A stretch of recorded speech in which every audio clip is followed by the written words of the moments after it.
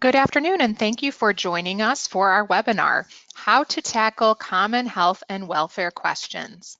My name is Julia Goebel, and I am Chief Marketing Officer at Benefit Express. I will be your moderator today. A few housekeeping items before we get started. If you missed something, don't worry. We'll be emailing you the recording and the slides after the webinar concludes. Throughout the webinar, I'll be keeping muted to avoid any background noise. And we'll pause throughout for questions. As we finish slides or finish topics, we'll ask you to chat your questions to me and to Larry, our distinguished presenter. Simply type your question into the box in the webinar software, and I will read it aloud at the end of each section. And if we don't get to your answer today, we will be sure to email you a response. Once again, today we will explore the importance of solid health and welfare plans and the challenges and questions that human resources professionals face. This includes questions surrounding tax, ERISA, HRAs, cafeteria plans, the Affordable Care Act, and more. ERISA attorney Larry Grudzien is our presenter today. With more than 35 years experience in employee benefit law, Larry has a wealth of experience in dealing with qualified plans, health and welfare, fringe benefits, and executive compensation areas. Thank you for joining us today. We are delighted to have you.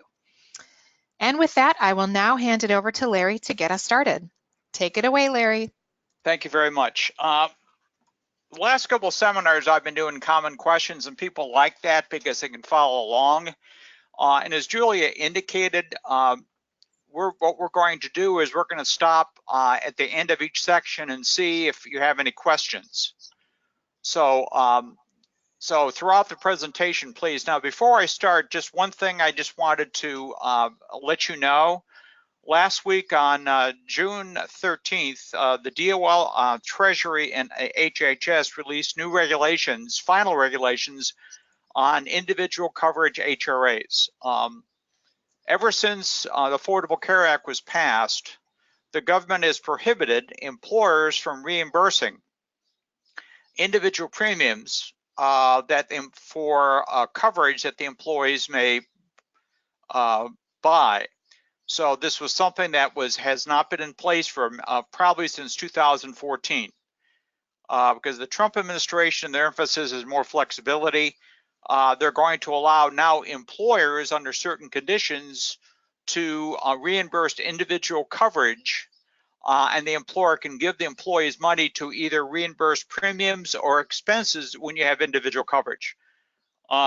Stay tuned for more news on that. I'm going through the regulations right now with the preamble and the regulations.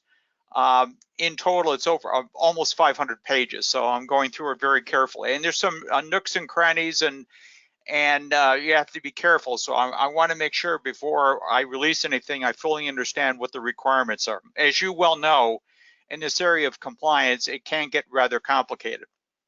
As Julie indicated, as this slide indicates on slide 3, we're going to be covering all these areas, and there's a list of questions I have. So let's get started. Let's first look at tax issues. For waiving medical coverage, an employer provides an employee with a cash payment of $300.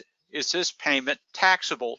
And the answer is yes. Anytime you give an employee cash, it's going to be taxable. Now, this is becoming more common. Many employers are having employees coming up and saying, you know, I don't want your coverage. I'm covered by this or that. I'm covered by my spouse's plan. What can you give me for waiving coverage? All right. Now, as I indicated before, the payment of $300 is taxable. But what's important to understand is this opt-out payment, as it's called, has to be through a cafeteria plan. It's an additional benefit under a cash benefit under the cafeteria plan. And one thing to be warned in this situation, as the next question indicates, would an employee be taxed on $300 if he or she elected health coverage? Now, if the employer puts this cash benefit through a cafeteria plan, a POP plan, the answer to the second question is no. But if the employer doesn't do that, just gives the other employee $300, the IRS has indicated that at that point, the other employees would be taxed on the $300. So in order to avoid the taxation for those employees who take health coverage, you have to put the cash benefit through a cafeteria plan. It can be a monthly benefit. It can be a semi-annual benefit. It's whatever the employer wants to do. I would suggest a monthly benefit only because of the fact if an employee, for example, loses other coverage and wants to come back, you have to allow, because they have special enrollment rights, you have to allow them to come back. So that way they've already received the money if you give it to them in one lump sum. Would the employer payment be taxable if contributed to it an health FSA or an HSA? The answer is no. But it would be treated as similar to a salary deferral contribution, not as an employer contribution, because they have, again, the election to receive it in cash, so therefore it's a salary reduction contribution. Now, this is a very common question I get all the time in regard to wellness benefits. Would giving an employee $100 for satisfying a wellness goal be taxable? And the answer is yes. Anytime you give an employee's cash, it's going to be taxable, unless it's de minimis, such as if you give them t-shirts or other small items. But would distributing a fitness watches under a wellness program be taxable? Yes, it would be. So you have to be very careful in that regard. And what do you give employees under a wellness program? Would employer contributions to an HSA or a health FSA under a wellness program be taxable? No. But you have to be very careful, because if you do it under if you give these wellness contributions as an employer contribution under either a HSA or health FSA, you have to go through a cafeteria plan in order to do that. And then because it's going through a cafeteria plan, you have to make sure, because the contributions will vary, that you meet the cafeteria non-discrimination rules. Very important, because if you don't put the HSA contributions through a cafeteria plan, there's something called the comparability rules, where these contributions can only vary depending on what coverage you have. So you can't do a wellness contribution to an HSA unless it's through a cafeteria plan. Extremely important. I know this gets extremely complicated.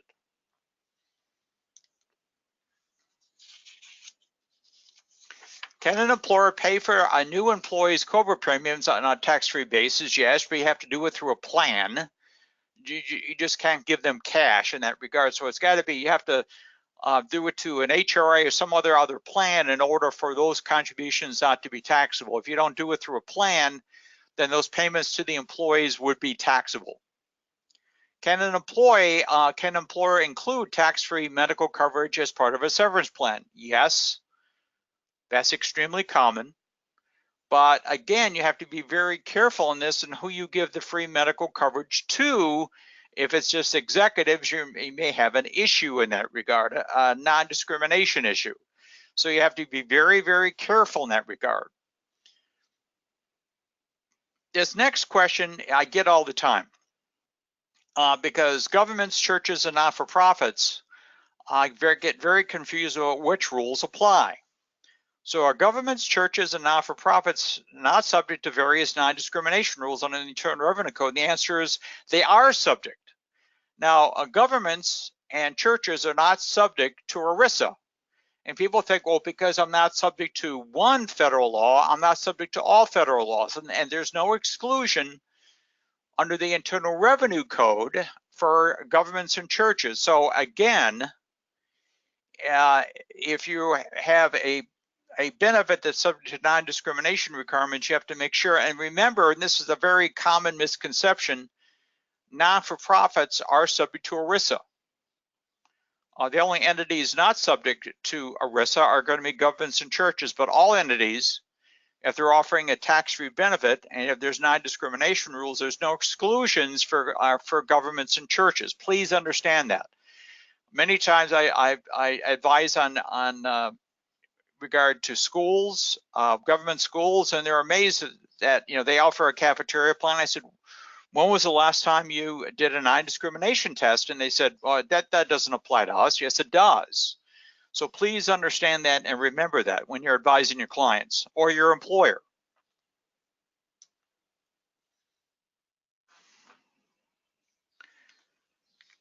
Julia, do we have any questions so far? Yes, at this time, I'd like to invite anyone to share a question. You can do this by typing into the questions box on the GoToWebinar screen. And we'll be happy to read your questions aloud and discuss live. To help get us started, I'd like to do a pulse poll. And I'm launching a poll that asks, what is your biggest pain point with administering health and welfare programs? Is it keeping up with compliance requirements, driving employee participation, providing employee education and communication, managing up in reporting such as objectives and results, or something else? If none of the above, please choose none of the above. I'm starting to see some responses come in. We're seeing a lot of commentary around keeping up with compliance. Makes sense. That's probably part of the reason you're here today. A lot of inquiries around employee participation and education. And if perhaps you have a concern or a pain point that's not listed, we'd love to know that. Certainly feel free to chat that through to us, and we'll keep that in mind for future topics. Again, I'll leave the poll open just for another moment and ask for your vote. We've gone over 75% participation, and ask those last few people to choose one of these options. And then we'll move on with the webinar. Okay. I think one of the issues that many people have, especially in offering benefits to employees, is the constant changing requirements and making sure, because everybody's afraid of being audited by the IRS or DOL, and it's embarrassing if they find mistakes or issues. So it's good every once in a while to check and see if your compliance issues, and this is something that's extremely important to double check, especially and when you're looking at, especially if you're subject to ERISA, one of the issues and problems that the DOL have, and this is something you have to be careful with, in making sure that all the disclosures that are required under the DOL are going to be distributed and provided to employees. I don't know how many times I work with smaller and medium-sized employers, and they're not adhering to all the different notices requirements, and they're not giving them at various times. And this is something that the DOL is really key on when they do an audit. They want to make sure you're providing the important notices, even though 9 times out of 10 the employees don't read them. You still have to provide them. And I don't know how many times also I ask an employer, hey, are you giving out summary plan descriptions? And many times, especially in health and welfare, they're not doing that. They're very diligent in giving out a summary plan description for their 401k plan, but they're not that diligent in providing explanations and notices to employees on health and welfare benefits. So please remember, this is one issue that the DOL is, I think, focused on, and if you get audited, this is one of the areas they're looking at, is are you providing the necessary notices that are required under ERISA and other laws. Okay, let's go through with the ERISA issues. Do not-for-profit employers have to comply with ERISA? As I indicated before, yes. Just because you're not subject to the tax doesn't mean you're not subject to ERISA. And generally, you're subject to ERISA if you have one common law employee. Which employers do not have to comply with ERISA? It's governments and church plans don't have to comply with ERISA. Now, the next question is extremely important. Can employers not subject to ERISA pick and choose which section to comply? And the answer is yes. And what many employers, especially government employers, do, and is the fact they will, even though they're not required to, they would give their employees a summary. Now, the summary doesn't have to meet the requirements of being an SPD, a summary plan description, but they want to make sure, especially for state law purposes, that the employees understand what type of benefits they're providing. And the detail is in there, so there's no misunderstanding of what the limitations are. And especially if certain benefits are not covered, you want to make sure the employees understand that before they have any services. So yes, governments and churches can pick and choose what provisions of ERISA they want to comply with, but they have to be very careful in picking which ones be more advantageous than others. Especially another area I think they want to adhere to are the claims procedures, making sure the employees understand if a claim is not being paid, whether they can appeal that denial. I think it's something to inform the employees what to do. Now, these are very common questions I get, especially from employers, because they see that in some documentation. What is a plan sponsor? And why is this term important? A plan sponsor is someone who has responsibility of administering the plan or has of setting up the plan, and may have the responsibility of adopting and also making changes to the plan and amending the plan. So that has to be designated, especially if you're in a situation where you're an employer and you have a control group and you have one company and you may have 3 or 4 others.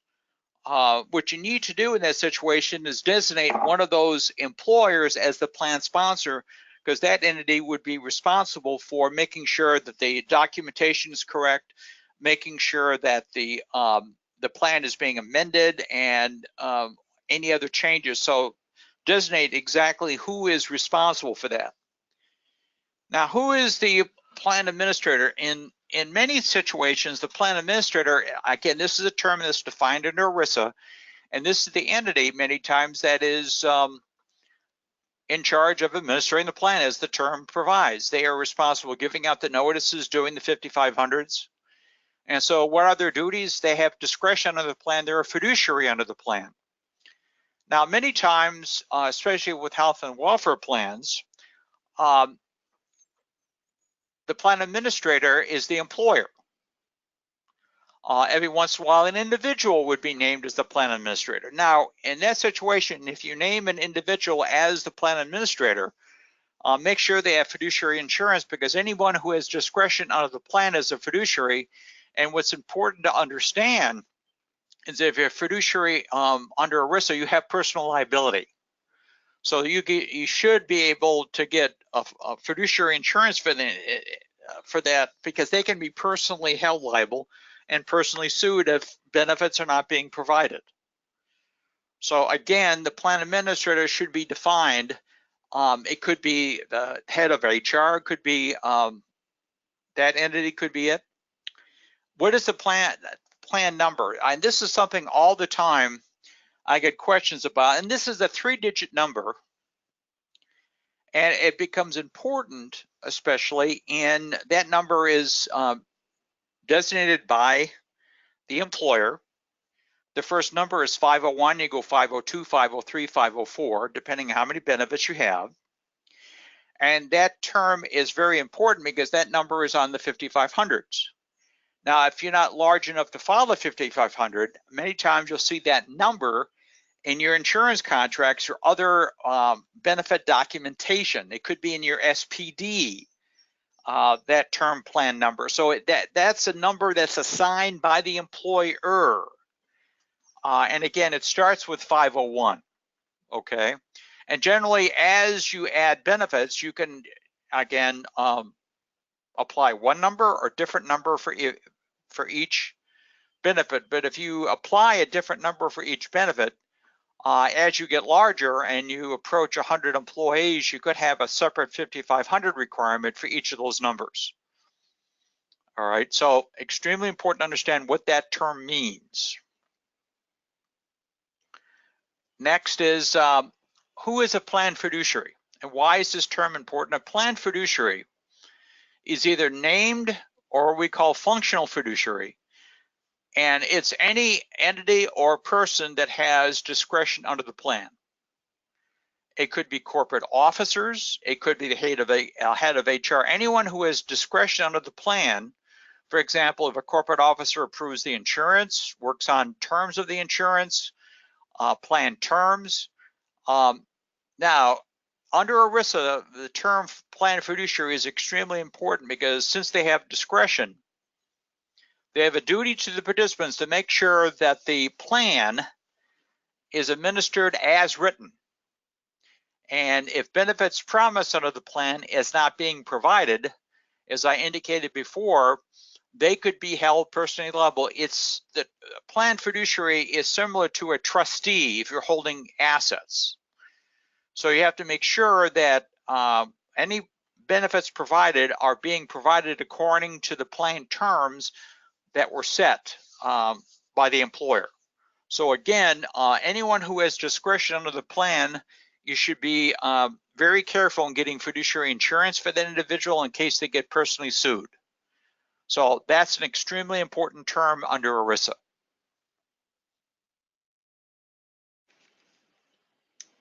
Great, Larry. I've got a question here that I'd like to share. This question comes from Jennifer L.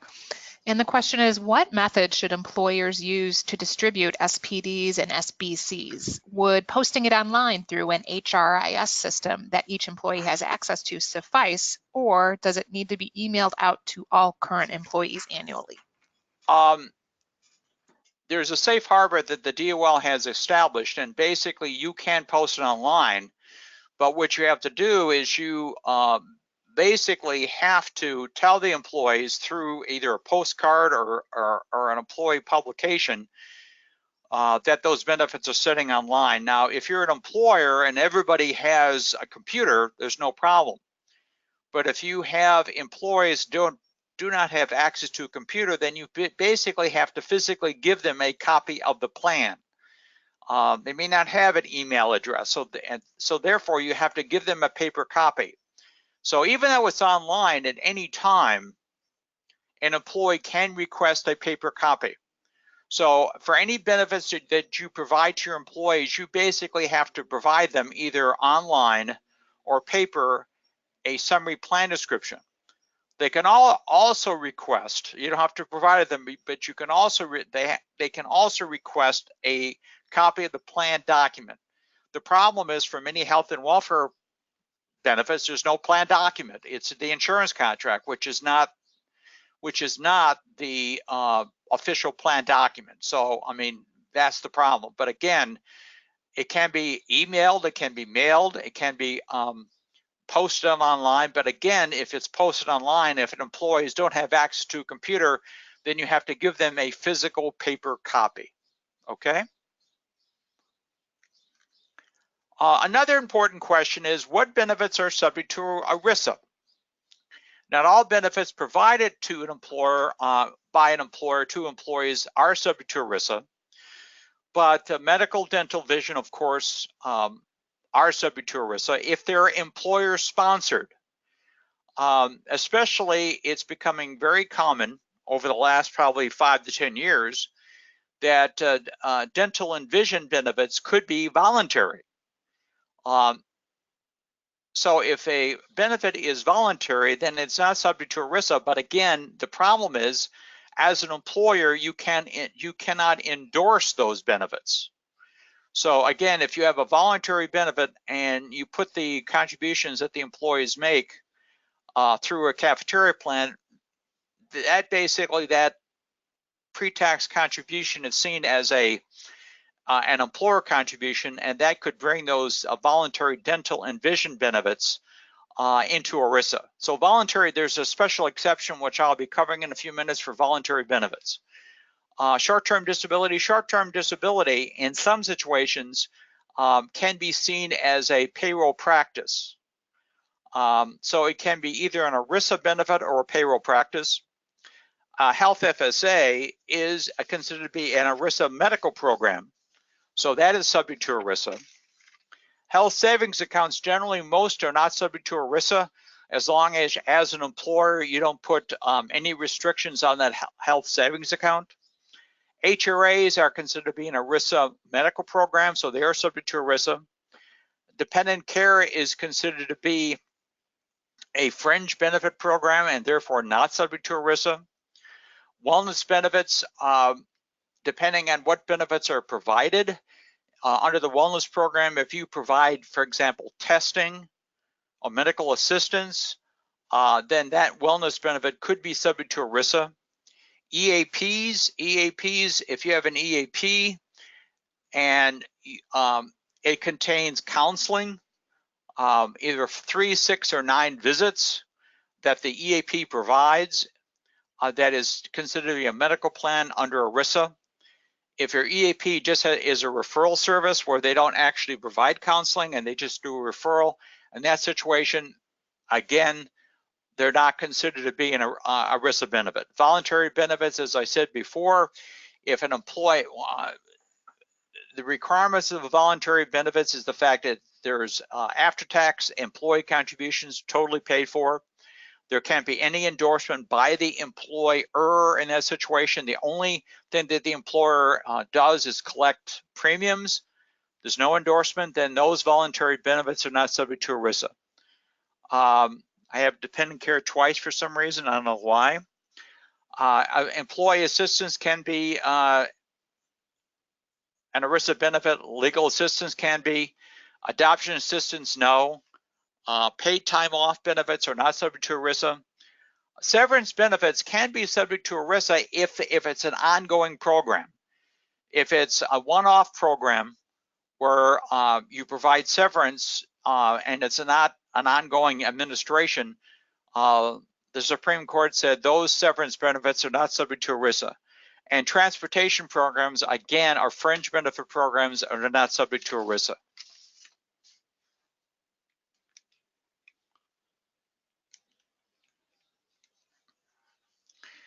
Now, this next slide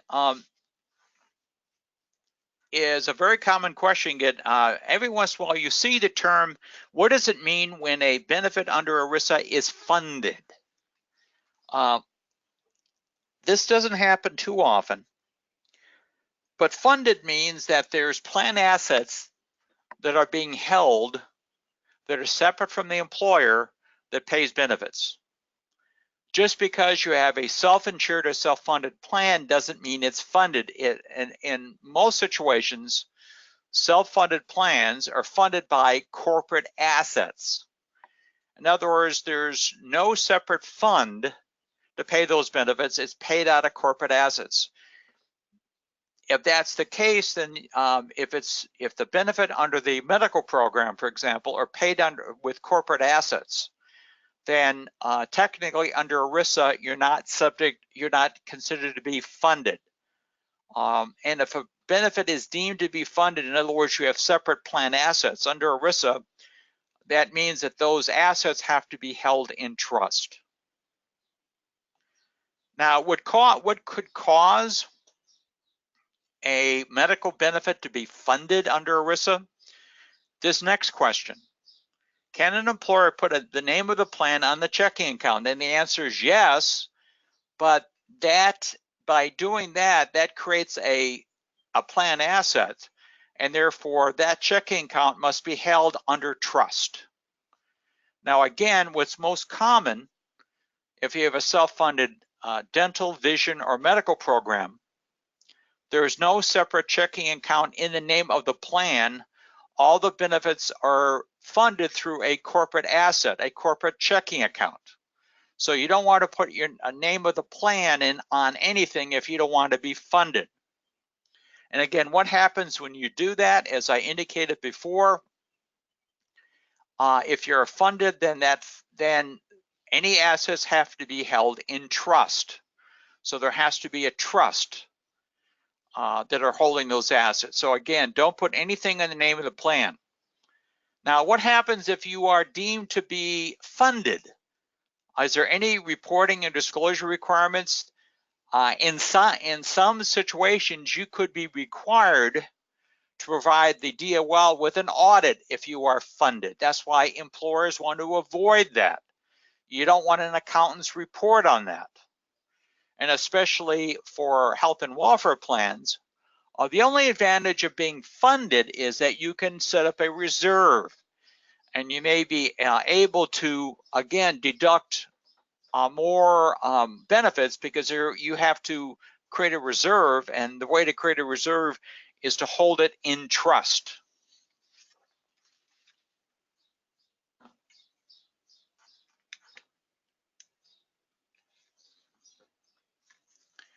When does an employer have to file a Form 5500? For health and welfare plans, if you're unfunded, is if you look at the beginning of the plan year and you have 100 or more participants, and participants means not dependents, just employee participants. So again, you look at the beginning of the plan year, and for especially health and welfare benefits, if it's your policy year, but you could set up a separate ERISA plan year, especially if you set up a wrap plan, you could have a separate plan year, and you could have the various benefits underneath that, but you fund it and you do that to file the 5,500. So when does the 5,500 have to be filed? It has to be filed by the end of the 7th month after the end of the plan year. And then if you want, you can get an extension by filing a 5558. It's a 2.5 month extension, and they'll grant it for any reason. What is the penalty for not filing a 5,500? It can be as high as $2,000 a day for not filing a 5,500. Now there is a delinquent filer program. Are there any programs available to reduce that penalty? There is a delinquent filer program where that penalty is reduced from $2,000 a day to $10 a day.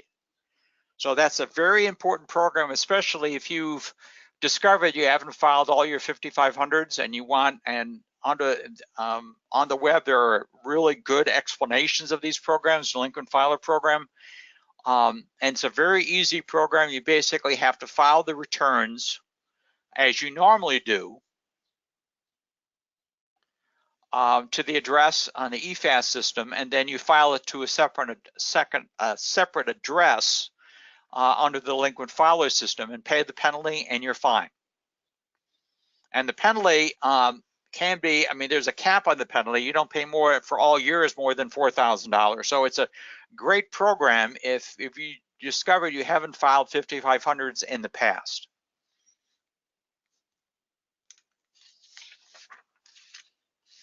Julie, do you have any questions? We do. We have a question from Carrie M. Carrie asks, do you have to file a 5,500 if a plan is funded or non-funded? If you are funded, no matter what the number, you have to file the 5,500. If you're unfunded, you only have to file if you have 100 or more participants. 100 or more. Thank you. And that's again determined at the beginning of the plan year. Great. That is great for now. Let's keep moving. Okay. Another area of ERISA that I'm becoming more and more familiar with is the term MEWA. What is a MEWA? It stands for a multiple employee welfare arrangement. When is a MEWA created? It's any time you have any unrelated employers participating in your health and welfare plan. So if you include independent contractors, for example, or if the entity that you are including in your health and welfare plan is not part of a control group, and generally the ownership has to be at least 80% or more. And this is becoming very common where the ownership may be 30 or 40 or 50%, and you decide, let's all get in the same medical plan together. If the ownership is not at least 80%, then basically what you've created is a MEWA. And that's going to be indicated on your 5,500. When does it apply to employers? Again, if you have any unrelated employers, and again, if you include any entity that is not part of your control group, or if you include independent contractors, 1099 employees in your plan, then you've created a MEWA. Now, what's interesting about MEWAs, and this is one of the few entities that are controlled by the states. And generally in the United States, if you have an insured MEWA, there's really not that many requirements. There's only one state, Colorado, that bans them entirely. But if you're insured, there's only a few states that require a filing. It's no big deal. But again, when is it created? Anytime you include an unrelated entity. Now, what's important is you have to file an M1 if the entity that you included, you don't have a common ownership of less than 25%. If you do that, then you have to file a form called an M1 in addition to the 5500. And basically you're just notifying the DOL of, and they just want to know what they're trying to do. M1 is making sure you're complying with all the requirements under ERISA. There's a big long checklist you have to fill out. But again, please make sure, and if you're including any entity that's unrelated, then basically you've created a MIWA, and it's going to be indicated on your 5500.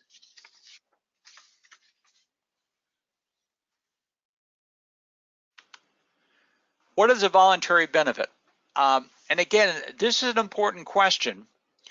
A voluntary benefit is one, it's fully funded by employee contributions. Two, there's no endorsement by the employer. Three, the only involvement of the employer is to collect premiums through payroll. And again, these benefits are becoming more and more prevalent as years, because the employer wants to provide more and more benefits, but they don't want to pay for it. So more and more benefits are being funded through employee contributions. What actions by the employer will make the employer lose the exemption if the employer endorses the benefit or they put the voluntary benefits through a cafeteria plan? That could blow the voluntary benefit exception. So be very careful in that regard, especially if you're putting cafeteria plan contributions through, if you're putting voluntary benefit contributions through a cafeteria plan, that could be causing some issues and problems.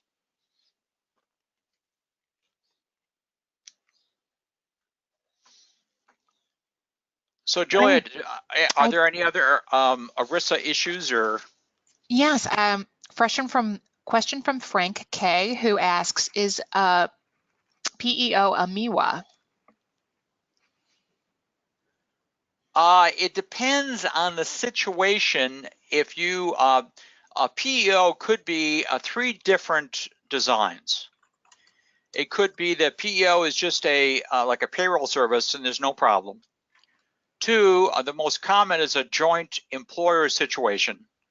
Or 3, the PEO is actually the employer of the employees under the PEO. In a joint employment situation, basically they're employees of both the PEO and the employer, and if they're covered, for example, by a benefit program sponsored by the PEO, yes, you would have a MIWA. Absolutely. Great, thank you. And thank you to Michelle T, who asked a similar question. Okay. Great. So let's look at some IRA questions. Is an employer allowed to limit the type of benefits that it reimburses under an HRA? And the answer is yes. You, as an employer, because it's your money, can designate exactly what benefits and the amount of benefits that are going to be provided under your HRA. You could do all 213D expenses or just limit it to 1 or 2 expenses. It's up to you, but it should be indicated in the plan document and the SPD. Can an employer participate in an HRA if he or she is covered under another employer's group health plan? Absolutely. If you have a spouse, if you have an employee that's covered by the spouse's plan, then the IRS has indicated you could actually include that employee and reimburse those expenses. The only issue I have with that, and the employer has to be very careful, is the fact that the employee doesn't double dip. In other words, if the spouse's employer also has an HRA and all of a sudden they're being paid twice, so you have to really monitor this, and that's one of the downsides of allowing this. How does the PCORI and employer mandate reporting apply to HRAs? In that situation, if the employer coverage is insured, then you have to pay a separate PCORI fee for the HRA. And the same thing with the employer mandate penalty, employer mandate reporting. Generally, the only time you have to report on an HRA is if you are, again, reimbursing another employer's plan, as you saw in the previous question. Then you would have to do a separate 1095-C. But basically, if you're covered with a insured or self-insured program, there's no separate reporting for the HRA. So is there separate reporting? In most situations, no, there's not for the employer mandate. But again, if you have an insured group coverage and a HRA, there's a VCORI fee, but there's no employer mandate in that situation.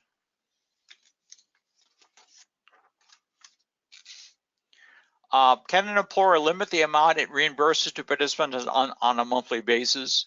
So unlike a health FSA, an HRA could say that we're going to limit how much, because the uniform coverage rule doesn't apply to HRAs, which means that you can say as an employer, you're going to have $3,000 available to you under the HRA, but we are not going to reimburse you more than X per month, because it's your money. You can make that limitation on there and limit how much you can actually reimburse under your program. The same rule doesn't apply to health FSAs. What is the penalty for an employer reimbursing individual premiums under an HRA? Again, up until the new regulations coming out, you couldn't do it. But starting in 2020, if you meet certain requirements, and if you don't offer employer coverage to certain employees, you could actually reimburse individual premiums under the individual premium HRA, and these rules just were released last week. So up until now, it wasn't possible to do so under a normal HRA, but now, again, the only limitation is you can't offer a group health plan to that employee, and you tell that employee, instead of offering you a group health plan, we're going to give you X to reimburse you for individual coverages. That's going to be permitted now in 2020. And I'll be coming out with something very shortly on that.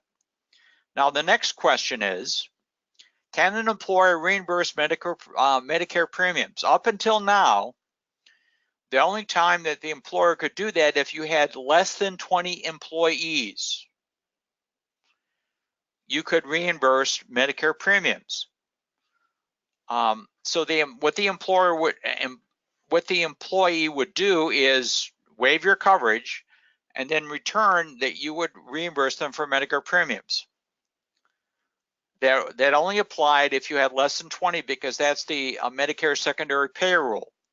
Starting in 2020, if you don't offer group health coverage to that employee, you could say, we're going to, no matter what the number of employees you have, starting in 2020, you could reimburse Medicare premiums. So stay tuned for that. It's going to be, it's first going to be possible in 2020. That's, again, the final regs came out last week. So that's a new development.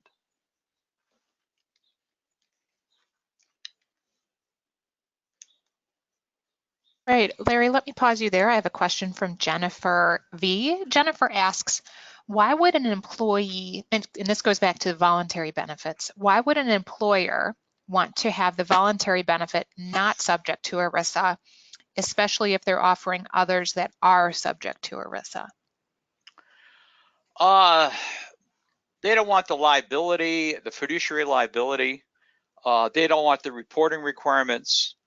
They don't want to be subject to the claims procedures under ERISA. The downside would be is that you're subject to state law. It would be state law requirements, the terms of the contract. So there's pros and cons of being subject to ERISA. Under ERISA, for example, one of the pros of being subject to ERISA, the only penalty that an employer could be penalized for would be not providing the benefit. The benefit that was promised, you didn't provide it. The employer would have to go to court and force the employer to provide the benefit under ERISA. You can't get any other penalties. Under state law, there could be other penalties that could apply.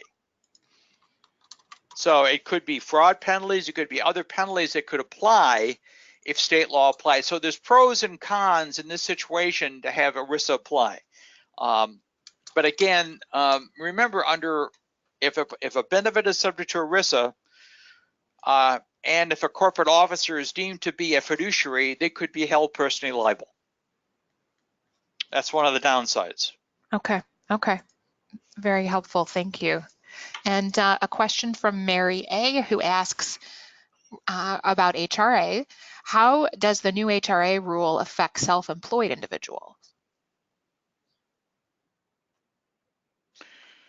Well, it wouldn't apply because it's an ERISA benefit. So an HRA is an ERISA benefit. So if so the same rules would apply. A self-employed person couldn't participate under an HRA, and those same rules would apply again.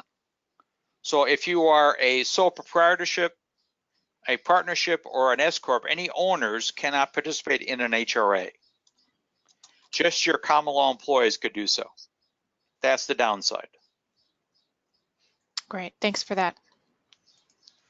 How is the premium of an HRA coverage determined under COBRA? It's basically either determined actuarially or determined through past experience. So normally you provide a benefit of $3,000 a year, but through usage over time, you determine that the employees only use $2 of the $3,000. The COBRA premium would be based on the usage of the benefit, so it would be based on the $2,000 benefit. Does an employer have to allow an employee to opt out of HRA coverage? The answer is yes. Under a normal HRA and also under the new individual coverage, you have to give that opportunity to the employee to opt out. Does the SBC requirement apply to HRAs? And the answer is yes.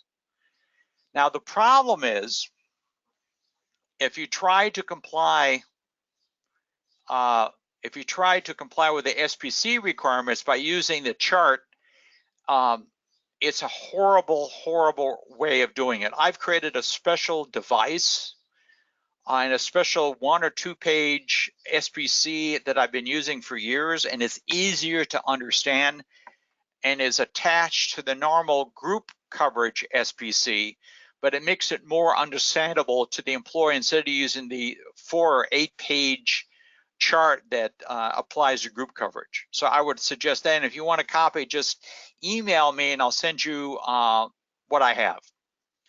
Can an employer prohibit an employee to separately elect coverage under COBRA? And the answer is yes. You could say to the employee that if you're going to elect medical coverage, it's going to be a combined premium with the group health coverage. So you could get both. You can't separately elect the HRA coverage. So you can say you just elect the medical coverage or the combination of the HRA and the group coverage, but you cannot independently select the HRA coverage. It's got to be under the old rules, it had to be integrated.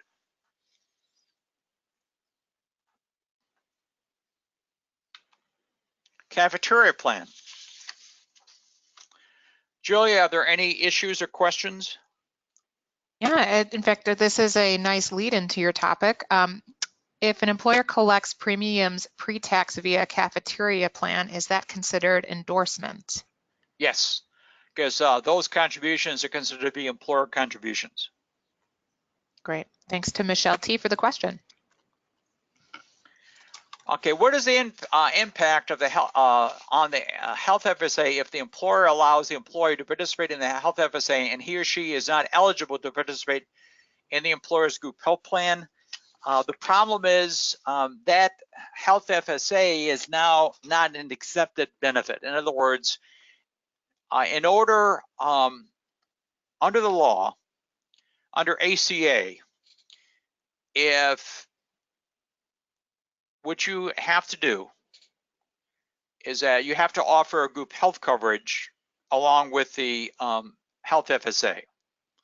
Now the employee can turn it down and participate independently under the health FSA. But if you don't make it as a requirement, the problem is you blow the exempted benefit exception And then all of a sudden the health FSA is then treated as like any other medical program.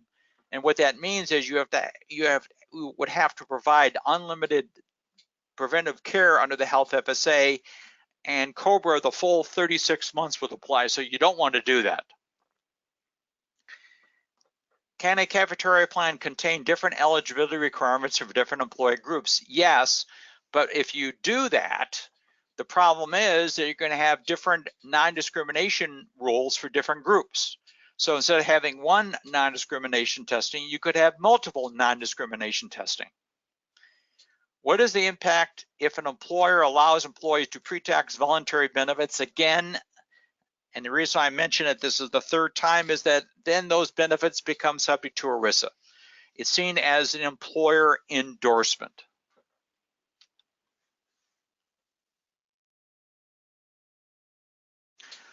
This is on page 22.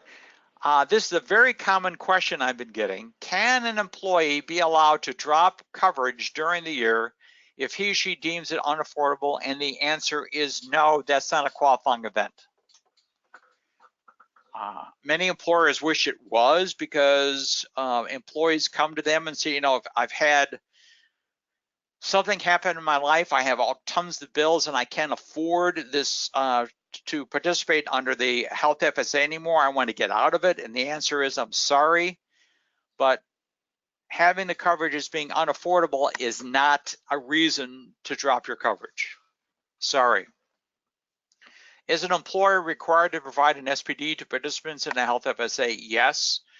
A health FSA is considered to be an ERISA medical program. And this is important.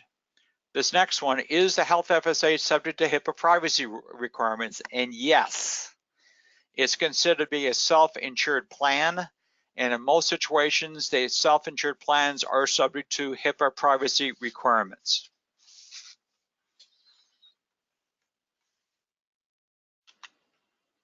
Reporting it is, I'm sorry. Sure, we have a question from Lourdes J. Lourdes asks, should employees be allowed to cancel their ERISA plans at any time? I'm sorry, who? Should employees be allowed to cancel their ERISA plans at any time? No, because of the fact that that's not a qualifying event. Mm-hmm. Okay, thank you. That's the issue, and that's the requirement. That's the problem. Because the fact, remember, under the cafeteria plan rules, there are designated events that you can only change your elections. Those are qualifying events. And because of that, if you don't have one of those events, you can allow employees to change, and basically you're not adhering to the cafeteria plan rules, the 125 rules, and you could subject your plan to all kinds of issues and problems. All right.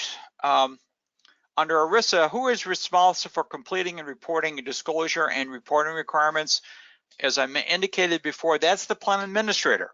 That's someone designated under the plan documentation, and many times it's the employer. Do participants have to be given a paper copy of the notice and disclosures, as we indicated before? Only if they don't have access to a computer would you have to give them a paper copy. What evidence should an employer keep as proof? The fact that you don't have to send these documents certified mail. You can send them first class mail, but you have to show evidence the fact that you did send them. And first, so you have a regular procedure of when you sent them, and it could be documentation of that fact.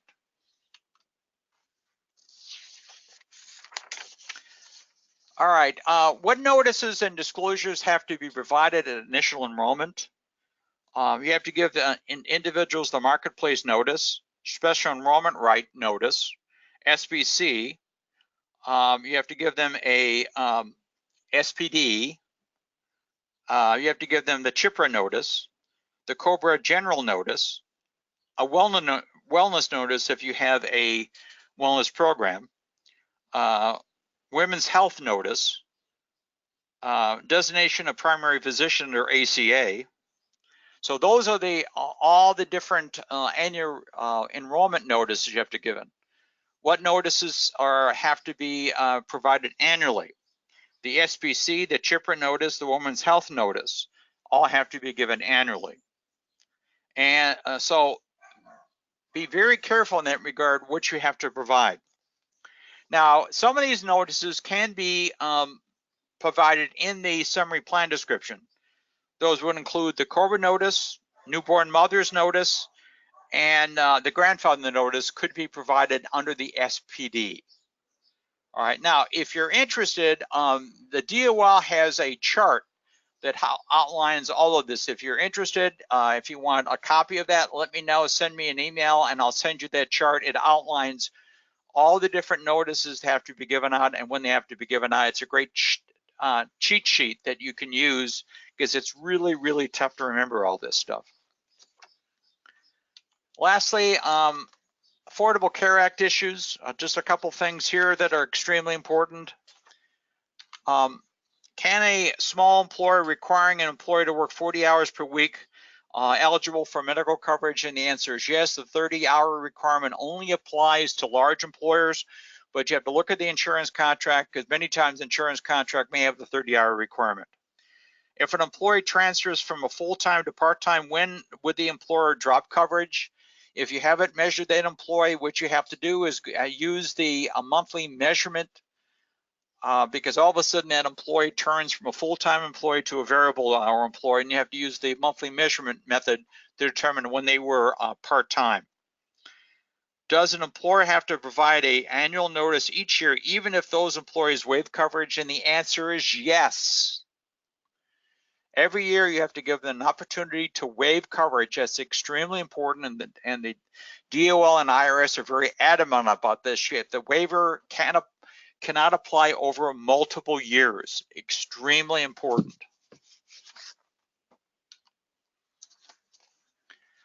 To which employees does the 90-day waiting period apply? It applies to full-time employees, not to variable hour employees. When does the 60-day advance notice have to be provided to employees? If there's the material change during the plan year, then you have to give employees a 60-day advance notice. To what employees does the Form 1095-C have to be provided to? Is those employees that are full-time and not in a waiting period, then you have to give them a 1095-C. Extremely important to understand. If somebody worked for you and never became eligible for benefits because they terminated during the waiting period, you don't have to give them a 1095-C. If there are any additional questions, here's my contact information. I know I covered a lot of material in this hour. Julie, are there any other questions? No, Larry, in fact, many questions answered throughout, but none at this time. And I want to thank everyone who stayed with us throughout the webinar. We covered a lot of ground, and if there is any additional ground to cover, please know that you can reach out to Larry at the information listed on your screen, as well as to Benefit Express. We will also be providing a copy of the slides and the recording to everyone who registered for the webinar, so please watch for these in the next business day or so. And with that, thank you for joining us today. Please watch for next month's webinar where we will tackle tough questions that face HR professionals and insurance professionals. Again, thank you for joining Larry Grudzien and Benefit Express. I'm Julia Goebel signing off. Take care. Bye-bye. Bye-bye.